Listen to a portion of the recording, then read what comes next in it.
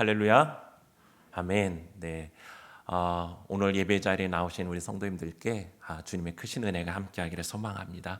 이제 내일부터 설 연휴가 시작이 되는데요. 설 연휴 기간 동안에도 주님의 그 축복하심이 함께하는 귀한 설 명절 되기를 축원드립니다. 우리 사랑하는 성도님들, 하나님의 사람으로서 삶을 잘 살아가고 계십니까? 네, 이렇게 대답을 안 하시면, 아멘을 안 하시면 당황스럽습니다. 네, 저는 종종 저에게 이런 질문을 던져보곤 합니다. 내가 하나님의 사람으로서 지금 내 삶의 자리에서 잘 하나님의 자녀답게 살아가고 있는가? 요즘 코로나19 이 감염병이 1년 이상 지속되면서 특별히 우리 크리스찬들, 기독교에 대한 인식과 이미지가 너무 많이 안 좋아져 있는 것 같아요. 방송에서는 기독교의 이러한 안 좋은 모습들만 이렇게 부각해서 보도하는 것 같고요. 또 지금 잘 하고 있고 또 선한 영향력을 미치고 있는 모습들은 잘 보도가 되지 않는 것 같습니다. 요즘 시대에 그리스도인으로 살아가는 것이 무척 힘든 시대다라고 이야기를 합니다. 그래서 어떤 분들은 굳이 내가 교회 다닙니다라고 얘기를 안 한다고도 합니다. 그런데요, 우리가 이 세상 속에 그리스도인으로 살아가는 것이 힘들다라는 것은 당연합니다. 왜냐하면 우리는 이 세상에 속한 사람들이 아니기 때문에 그렇죠. 우리는 하늘에 속한 사람이고 하늘에 소망을 둔 사람들이기 때문에 세상의 가치관을 쫓는 것이 아니라 하나님의 말씀에 따라 기독교적 세계관 속에서 하나님 말씀에 순종하며 살아가기 때문에 이 세상과는 충돌할 수밖에 없습니다. 그래서 요한복음에서도 예수님께서 세상이 너희를 미워할 것이다 라고 말씀하고 계시고요. 세상이 너희를 미워하는 것은 세상이 나를 먼저 미워했기 때문이다 라고 말씀하시고 있는 것이죠. 그런데 여기서 우리가 한 가지 생각해 봐야 될 것이 있습니다. 그것은 뭐냐면 우리가 세상 속에서 그리스도인으로 살아가는 것이, 이 힘든 것이 어디서부터 오는가, 그 힘듦의 주체가 무엇인가라는 것이죠. 내가 예수님을 믿는 그 믿음을 지키며 살아가는 것 때문에 힘들다면 그것은 주님께서 우리에게 칭찬과 영광으로 받을 것입니다. 하지만 오히려 내가 하나님의 영광을 가리는 그 모습을 행함으로써 우리가 그리스도인으로 살아가는 것이 힘들다면 그것은 우리가 정말 회개하고 주님 앞에 서야 될 모습이 아닌가 생각이 됩니다. 오늘 에스더 5장은 유다인을 진멸하는 하만의 계략에 맞서 에스더는 목숨을 걸고 왕 앞에 나아가는 그 모습을 그리고 있습니다. 에스더는 왕의 눈에 은혜를 입었고 이에 왕과 하만을 잔치에 초청을 하죠. 한편 왕의 초대에 기분이 좋은 하만은 모르드게 때문에 기분이 상하자 그를 없애려는 계획을 하고 있는 것이 오늘 본문의 전체적인 이야기입니다. 좀 더 말씀 속으로 좀 들어가 보면요, 오늘 1절 말씀에 보면 제3일에라고 하면서 시작을 하게 됩니다. 이건 시간절로 시작하여 새로운 장면이 시작되었음을 알려주고 있는 것이죠. 에스더는 3일의 금식과 기도를 끝내고 약속대로 그가 왕 앞에 나아갑니다. 에스더의 금식은 그가 하나님 앞에 나아가기 전에 영적인 준비를 한 것입니다. 또 에스더와 함께 유다 모든 사람들이 함께 금식하며 기도했죠. 그는 정말 영적으로 준비하고 또 영적으로 준비된 그 상태에서 믿음으로 정말 나아가고 있는 모습을 보게 됩니다. 그는 왕후의 예복을 차려 있습니다. 이 복장이 주는 의미는 왕에게 공식적으로 왕후이자 왕의 아내로서의 신분을 그가 드러내고 있는 것입니다. 그리고 왕에 대한 예우를 갖춤으로 내가 공식적으로 당신 앞에 나아갑니다 라는 의미를 담고 있는 것이죠. 왕궁 안뜰로 나아가는 에스더, 그의 마음은 어땠을까요? 왕이 부름이 없는데도 왕의 안뜰에 서 있다라는 것은 나는 목숨을 걸고 당신 앞에 나왔습니다라는 의미입니다. 이미 그 행위 자체로도 법을 어긴 것이죠. 이런 경우 그는 처형을 당하게 되며 다만 예외적으로 왕이 그에게 오늘 말씀에 보면 규라고 표현되어 있는데요. 규를 내밀면 처형을 면하게 됩니다. 여기에서 왕의 규는 무엇이냐면 통치자가 권위의 징표로 가지는 지팡이를 이야기합니다. 그녀는 지금 홀로 서 있습니다. 그러나 그 뒤에는 많은 유다인들이 기도로 함께하고 있는 것을 바라보게 되죠. 왕의 마음이 움직입니다. 에스더를 본 왕은 그가 매우 사랑스러웠다라고 고백합니다. 이것은 에스더가 왕에게 호의를 얻었다라는 것을 뜻하고요. 이것은 능동적인 표현으로 에스더가 노력하여 왕의 호의를 얻었다라는 뜻으로 에스더의 적극적인 그 행동을 강조하고 있는 표현입니다. 왕은 에스더에게 금규를 내밀었고 에스더는 그 금규 끝을 만짐으로 왕의 허락 없이 나온 것이 허용되어지는 그 은혜를 입게 됩니다. 에스더의 소원이 무엇이며 요구가 무엇인지 왕은 그에게 묻게 되죠. 그러면서 나라의 절반이라도 그대에게 주겠노라라고 호의를 베풉니다. 이 말은 정말 나라를 반이라도 주겠다라는 것보다는 너에게 호의를 베풀 테니 너의 소원을 얘기하면 내가 들어주겠다라고 하는 상투적인 관용구에 해당이 됩니다. 이때 에스더의 반응은 어떻습니까? 서두르지 않고 무리한 요구 대신 자신의 계획을 지혜롭게 진행해 나가는 것을 볼 수가 있습니다. 그는 자신이 준비한 잔치에 왕께서 하만과 함께 참석해 달라고 부탁을 하죠. 왕의 식사 자리에는 아무나 참석할 수가 없습니다. 주로 직계 가족이 참석하죠. 이런 자리에 하만이 참석한다라는 것은 그에게는 대단한 영광이었을 것입니다. 왕은 에스더의 요청에 따라서 하만을 급하게 부르고 하만이 왕과 함께 에스더가 베푼 그 잠치에 참여하게 됩니다. 여기에서 흥미로운 한 가지 점은 무엇이냐면 왕이 에스더의 말대로 하만을 급히 부르라고 한 점입니다. 왕이 에스더의 명령을 쫓고 있다라는 것이죠. 어느덧 그녀의 말에 권위가 주어져 있는 것을 볼 수 있다라는 것입니다. 우리가 에스더서 1장에서는 와스디 그 왕후가 왕이 오라는 잔치에 그 자리에 나타나지 않았기 때문에 폐위가 되었죠. 그런데 이번에 역으로 에스더가 오라는 잔치 자리에 누가 나오고 있습니까? 왕이 나오는 일이 벌어지고 있다라는 것입니다. 왕은 에스더에게 3절에서와 같이 당신이 소원이 무엇이든지 내가 들어주겠다 다시 한번 묻게 됩니다. 이 에스더는 바로 대답을 주지 않죠. 대신에 다음 날 있을 두 번째 잔치에 왕과 하만을 다시 초청합니다. 이때 에스더는 자기가 왕의 눈에 은혜를 입었고 왕이 진정 자기의 소원을 들어주는 것을 좋게 여긴다면 이란 말로 왕의 은혜와 호의를 먼저 구합니다. 그리고 왕에게 내일 왕의 말씀대로 하겠다라고 지혜롭게 답하면서 왕이 순간적으로 품을 수 있는 그 인내심의 한계와 노여움까지 누그러뜨리고 있는 것을 보게 됩니다. 에스더가 왜 그 왕이 소원을 말하라고 할 때 지금 자신들의 민족이 위기에 처해서 있는 그 모습 속에서 그들을 구해달라고 요청하지 않았을까요? 이 정도면 지금 당장 딱 말을 하면 왕이 들어주지 않았을까요?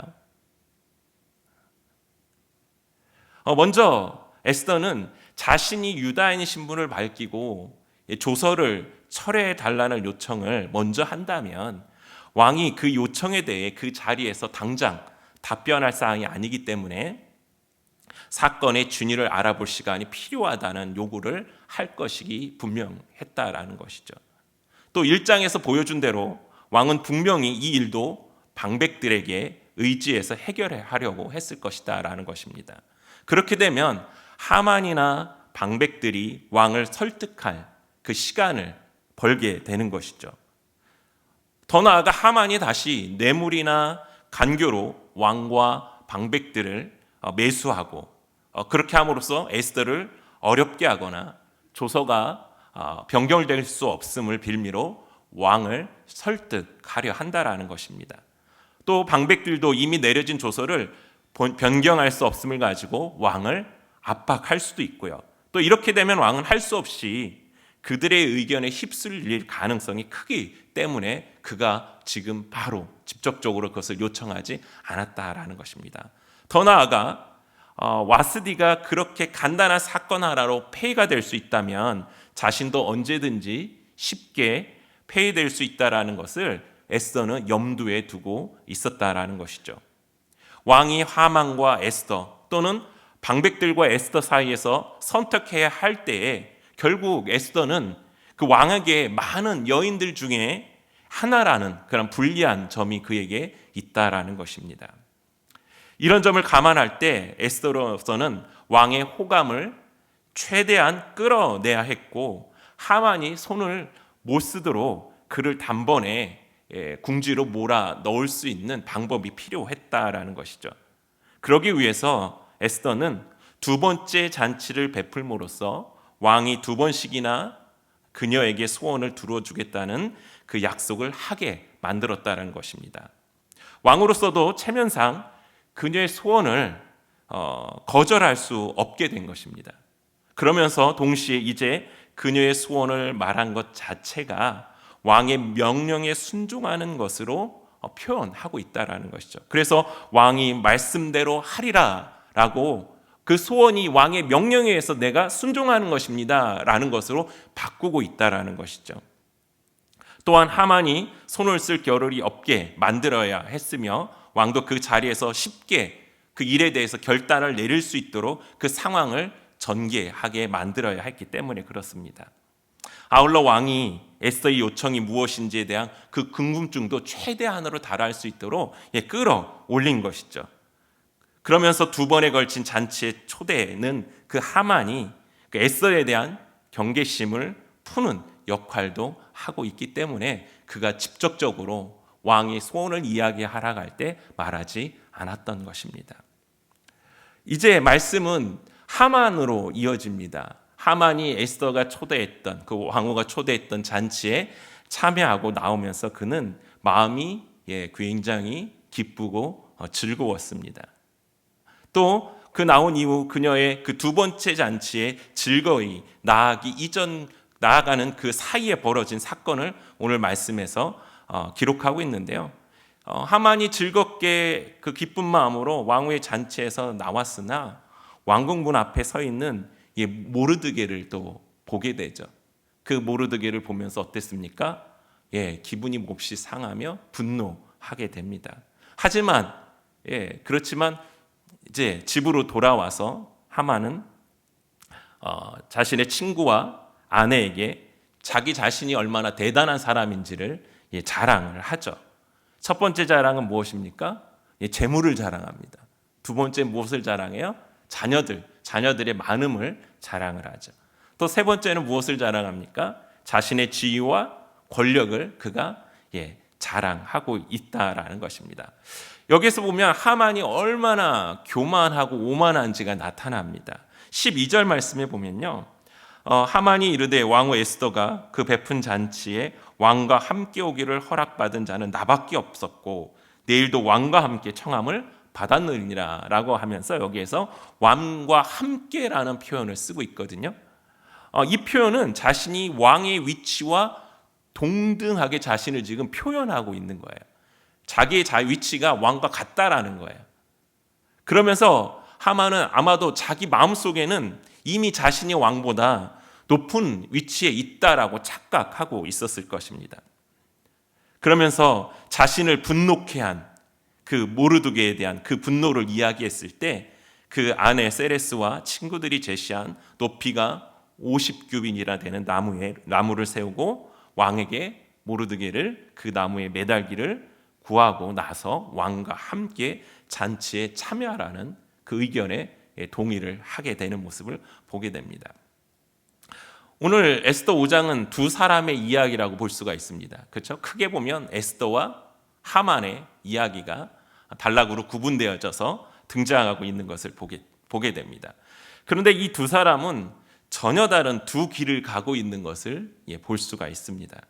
에스더는 자신의 그 민족을 살리기 위한 그 길을 가고 있고, 하만은 한 사람을 넘어 민족을 죽이려 하는 그 길을 가고 있는 것을 볼 수가 있습니다. 성경은 두 가지 삶의 방식을 대비해서 우리에게 항상 말씀하고 있는 것을 바라보게 됩니다. 그것은 의인의 길과 악인의 길입니다. 이 모습에 대해서 잘 설명하고 있는 것이 시편 1편의 말씀이죠. 시편 1편을 보면 에서 보면 복 있는 자는 의인의 길을 가고 또 하나님께서 인정하시지만 악인의 길은 망한다라는 그 사실을 명확히 밝히고 있는 것을 바라보게 됩니다. 특별히 오늘 본문은 두 길을 가는 자가 얼마나 다른가를 보여주고 있습니다. 사랑하는 성도 여러분, 이 두 사람 중 누가 생명과 영광의 길을 가고 있다고 생각하십니까?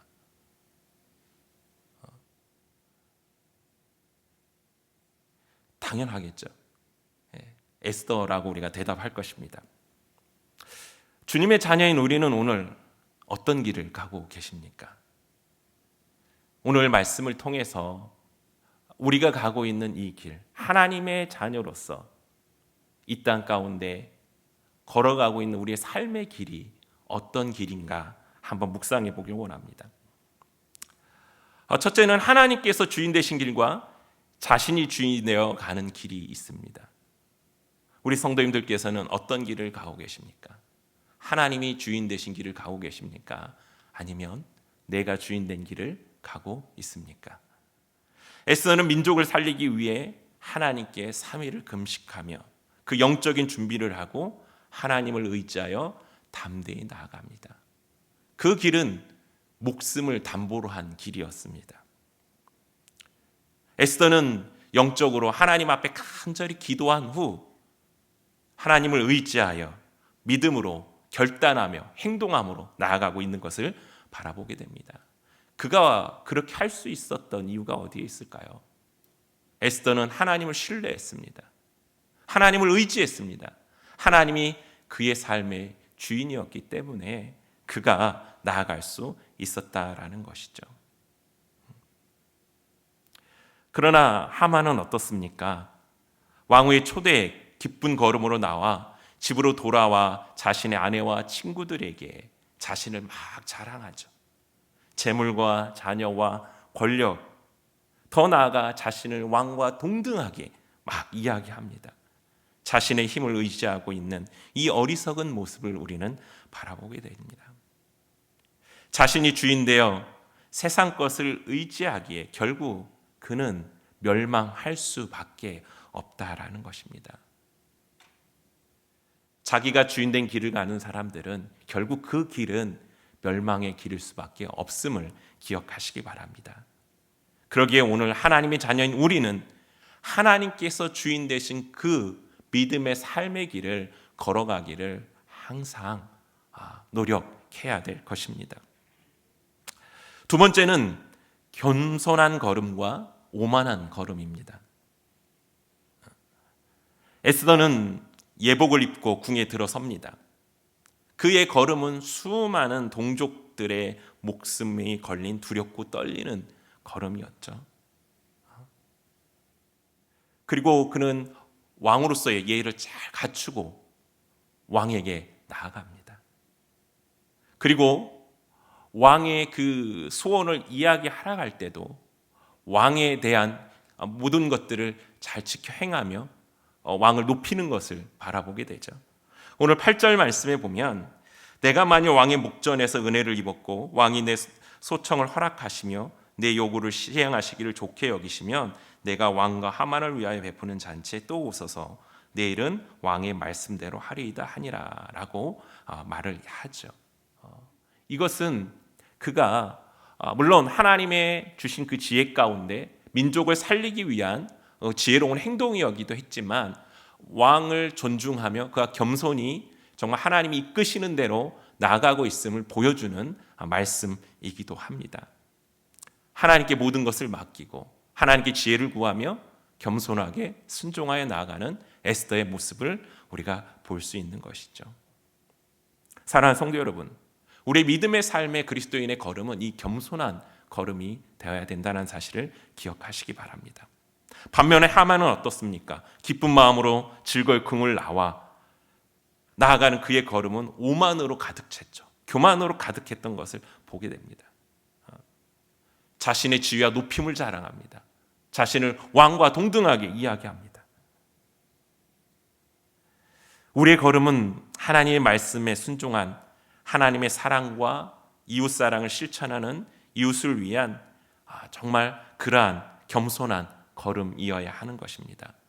사랑하는 성도 여러분, 코로나19로 인해서 우리 많은 기독교인들이 어려움이 있습니다. 몇몇 잘못된 믿음, 어떻게 보면 잘못된 신념이죠. 그런 모습들 때문에 정말 우리의 이웃들을 더 힘들게 하고 그 모습 속에서 또 하나님의 영광을 가리는 그러한 일들이 벌어지고 있는 것이죠. 이럴 때 우리에게 더 필요한 것이 하나님께서 말씀하신 하나님 사랑과 이웃 사랑의 이 겸손한 걸음이 아닐까 싶습니다. 사랑하는 성도 여러분, 이웃을 위한 겸손한 그 걸음을 우리가 걸어가길 소망합니다. 세 번째는 살리는 지혜와 죽이는 지혜입니다. 에스더는 왕의 요청을 완곡히 사양하며 그 다음날 잔치에 다시 왕을 초대하는 지혜를 발휘하죠. 이것은 유다인을 구원하기 위한 선한 지혜였습니다. 하지만 하만은 어떻습니까? 자신의 눈에 가시였던 모르드게를 죽일 방안을 자신의 아내에게 들었을 때 그것이 옳다라고 생각을 했습니다. 이것은 악한 지혜죠. 우리는 어떤 지혜를 좋아하고 즐겨 듣고 있는가를 한번 점검해 볼 필요가 있습니다. 살리는 지혜는 지혜의 근본이신 하나님께서 허락하시는 것입니다. 이 지혜는 여호와를 경외할 때 주님께서 허락하십니다. 이 에스더는 여호와를 경외하는 사람이었습니다. 그러기에 지혜를 하나님께 구했고 하나님께서 그 지혜를 통해서 민족을 살리는 그 은혜를 허락해 주고 계시다라는 것이죠. 우리가 잘 알고 있듯이 잠언 9장 10절 말씀에 보면 여호와를 경외하는 것이 지혜의 근본이요 거룩하신 자를 아는 것이 명철이라고 말씀하고 있지요. 육체의 욕심은 인간을 파멸과 죽음으로 이끕니다. 또 거대하게 확대된 욕망이 인간을 삼킨다라는 사실이죠. 하지만 성령께서는 우리 인간을 생명으로 이끄십니다. 그 열매는 인간을 빛나게 하고 풍성하게 한다라는 것이죠. 육체의 소욕을 따라 살 것인가, 성령을 따라 살 것인가, 그 선택은 우리에게 달려 있는 것이죠. 갈라디아서 5장 16절 말씀에 보면 내가 이르노니 너희는 성령을 따라 행하라. 그리하면 육체의 욕심을 이루지 아니하리라 라고 말씀하고 있습니다. 사랑하는 성도 여러분, 우리 앞에는 두 길이 있습니다. 여호와께서 인정하시고 함께 하시는 의인의 길과 멸망으로 가는 악인의 길입니다. 하나님의 자녀는 에스더와 같이 하나님께서 인정하시고 축복하시는 복 있는 사람의 길, 의인의 길을 가는 삶을 살아야 함을 기억하시길 바랍니다. 그 길은 하나님이 주인된 삶의 길, 이웃을 사랑하고 살리는 겸손한 그 걸음, 여호와를 경외함으로 지혜의 근본 되신 주님께서 허락해 주시는 살리는 지혜로 나아가는 길임을 기억하시고 오늘 나의 믿음의 삶 속에서 그러한 그 믿음의 길, 또 살리는 지혜, 또 주님이 주인된 그 삶의 길, 또 겸손의 길로 설 수 있는 저와 여러분 되시기를 주님의 이름으로 축원드립니다.